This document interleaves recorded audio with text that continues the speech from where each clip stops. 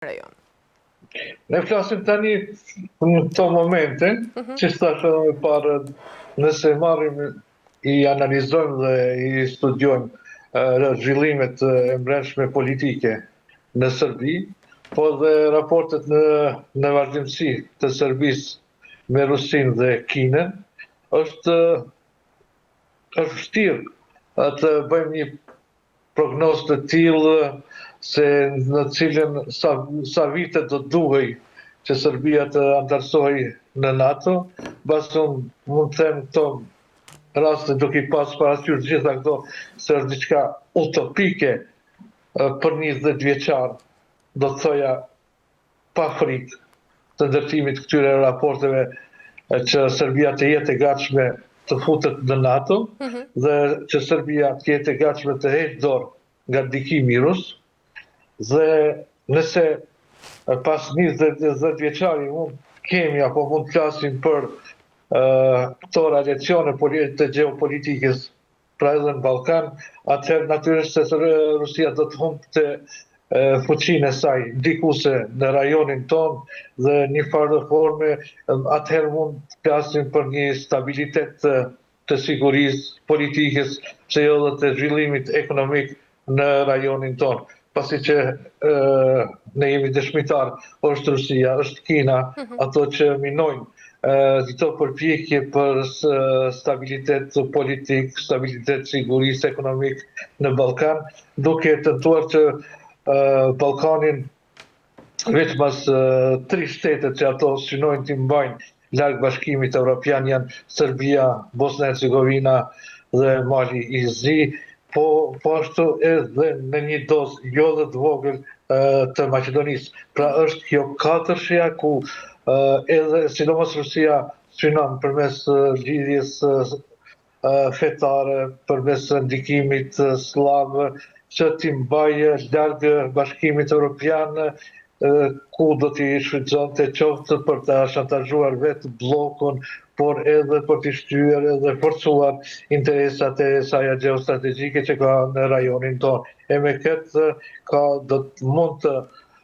bënte probleme, sidomos Bashkimit Evropian, sidomos në unifikimin e politikave të sigurisë. E qartë, zotja Ziri, nga ana tjetër, si mund të ndikojë njëja e Kosovës nga vendet si Greqia, Rumania, Slovakia dhe Spanja në marrëdhëniet politike, por sigurisht edhe ato ekonomike në të gjithë Ballkanin? Do të kishte ndikim natyrisht pozitiv, kur flasim në rajonin e Ballkanit, ndërsa për Kosovën do të ishte një forcim I subjektivitetit të saj ndërkombëtar, një lehtësim I procesit të antarësimit qoftë në NATO, qoftë në Bashkimin Evropian, por edhe në organizatat e tjera ndërkombëtare siç është Interpol, UNESCO dhe patjetër që do ta lehtësonte dhe punën drejt antarësimit në Organizatën e Kombeve të Bashkuara. Por një hap I tillë padyshim që do të ndikojë edhe në stabilitetin politik në Ballkan, pasi që interesat apo fuqia e Serbisë për të ndërhyrë në Kosovë me qoftë përmes komunitetit serb që jeton në Kosovë, qoftë përmes mekanizmave të tjerë, siç kanë qenë edhe siç janë akoma këto 5 shtete mosnjose, do të zhvillojë shumë, kështu që njohja e tyre do të ndihmonte patjetër stabilitetin politik dhe sigurisë në Ballkan, e me këtë do të ishte një premisë e mirë që ndikonte edhe në zhvillimin ekonomik, pasi marrëdhëniet e tregtisë të lirë, marrëdhëniet e qarkullimit të mallrave dhe njerëzve do të ishte shumë më lehtë, pasi që edhe pse kemi një liberalizim të vizave, marr shembull qytetarët e Kosovës jo lehtë mund të shkojnë në Slovaki, në Rumani apo në Çipër. E qartë. Zotja Ziri, nga ana tjetër, në të gjithë analizën që është bërë nga Eduard Xhozep, një perspektivë 3 vjeçare, si mund të transformohen tensionet dhe bashkëpunimet ekonomike dhe politike? Në një periudhë 3 vjeçare unë jam shumë skeptik, pasi që thash edhe por bazuar në zhvillimet politike në Serbi, po ashtu dhe zhvillimeve politike në Kosovë, ku kemi një krizë politike institucionale për 9 muaj, ne nuk arrisim të bëjmë një qeveri dhe vendi të japim institucione të reja, kështu që bazuar në to zhvillime të mbrendshme në shtetet përkatëse, Serbi dhe Kosovë, kujtoj se një periudhë 3 vjeçare është e pamundur për të arritur synimin, cilën e ka proklamuar zoti Gjozef. Mos harrojmë se këtu kemi edhe të ngecur apo të ngrirë procesin e dialogut mes dy shteteve, pra Kosovës dhe Serbisë, një proces që nuk dihet se kur do të fillojë dhe me çka do të fillojë. Pa marrë parasysh se paralajmërimet nga Brukseli vinë çdo ditë se të dy palët do të duhet e kanë për obligim për të filluar realizimin apo përmbushjen e obligimeve që dalin nga marrëveshja e Brukselit dhe sekuencimi i saj në orë. Megjithatë ne nuk shohim që ka ndonjë lëvizje dhe kjo e vështirëson apo e bën të pamundur që brenda periudhës 3 vjeçare ne të kemi arritur ato pozicionet të cilat i ka thënë apo i ka deklaruar zoti Gjozef. Ishar Zojaziri, nga ana tjetër, cili rol mund të luajë ndërhyrjet e fuqive të mëdha këtu si SBA-ja, BE-ja, Rusia apo edhe Kina në stabilitetin e Ballkanit dhe sa ndikim do të kishin nga ana tjetër edhe vendimet e Serbisë dhe Kosovës në të gjithë të ekuilibër? Në këtë ekuilibër unë më shumë do të kisha pritur një ndërhyrje më të fuqishme dhe më të vendosur nga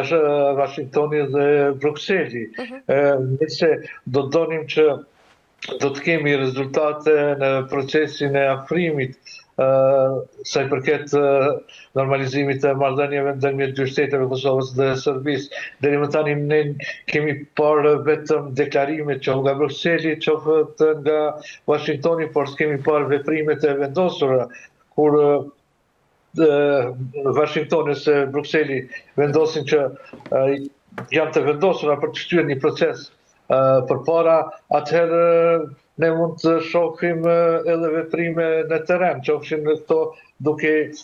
i detyruar të dy shtetet se mos realizimi i këtyre obligimeve do të kenë edhe pasoja, qofshin ato në agendat e tyre për integrime euroatlantike, por edhe përmes të fondeve të ndryshme përkrahase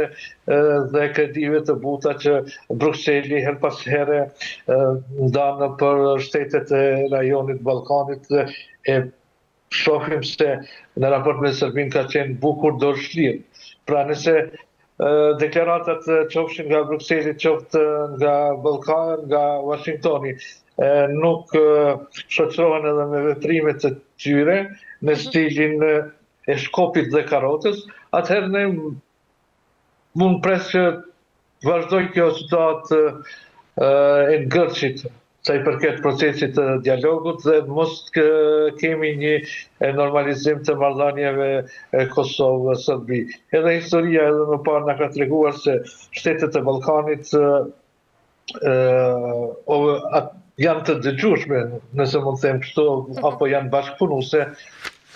vetëm atëherë kur ato detyrohen ose kërcënohen qoftë me anë të sankcioneve apo edhe ndaljes këtyre financimeve nga Brukseli. Qartë. Mirë, Zojaziri, ndjekemi tjetër deklaratë që ka bërë presidenti serb Aleksandar Vučić dhe rikthehemi. Presidenti i Serbisë Aleksandar Vučić ka thënë se do të kërkojë BE-s që të gjitha vendet e Ballkanit perëndimor të pranojnë në BE bashkërisht. Këtë deklaratë kanë dhënë nga zyra e Vučić para udhëtimit të presidentit serb për në Bruksel, ku të mërkurën do të marrë pjesë në një darkë të organizuar nga presidenti e KE, Ursula von der Leyen, bashkë me presidentin e Këshillit Evropian, Antonio Costa. Nëse pranoni 1, 2 ose 3 prej nesh, çfarë do të bëjmë me pjesën tjetër? Si do ta trajtojmë këtë? Si do t'i zgjidhim të gjitha çështjet e hapura? Ka thënë Vučić në një panel të titulluar Konkurreshmëria Evropiane në një mjedis të fragmentuar gjeopolitik, të mbajtur në forumin Beltalk, të organizuar nga Globsec. Ai shtoi se bëhet fjalë për të ardhmen e rajonit